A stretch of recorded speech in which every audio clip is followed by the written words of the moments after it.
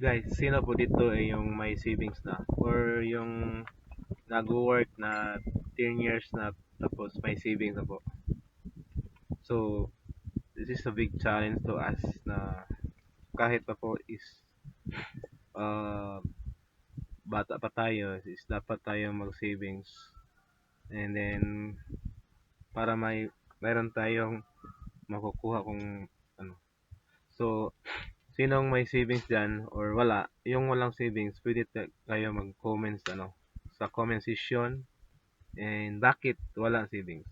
Walang savings and why. And then kung may yung savings and lagyan mo ng may savings tapos anong klaseng savings, di ba?